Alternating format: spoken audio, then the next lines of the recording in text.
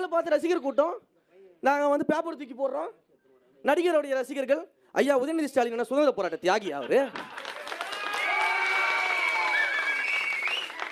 செக்கிழுத்த செம்மலா ஐயா உதயநிதி ஸ்டாலின் அவர்களே பாலியல் குற்றங்களை அவ்வளோ ஈஸியாக கடந்து போறாரு. ஊடகங்களையே பார்த்து டக்குன்னு பொய் செய்திகள் போடுறாங்கன்றாங்க.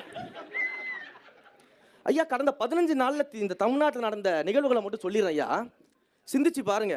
2 வயசு குழந்தைக்கு பாலியல் துன்புறுத்தல் தமிழ்நாடு நடந்திருக்கு. செஞ்சது திமுகவுடைய நிர்வாகி. தெரியுமா உங்களுக்கு? செய்தி பார்த்தீங்களாண்ணே?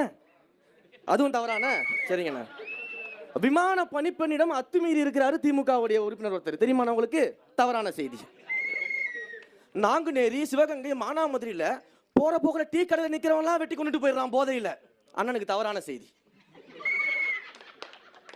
காவல்துறை விசாரணைக்கு கூட்டு போயிட்டு விசாரணைக்கு கூட்டு போனா காவல் நிலையத்தில் வச்சு கொலை செஞ்சிடறாங்க. காவல்துறை கொலைகள் நடந்து கொண்டிருக்குது.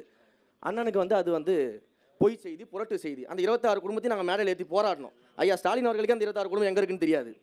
அவருக்கு அது பொய் செய்தி. தெரியலன்னா பொய் செய்தின்னு சொல்லிடுறது.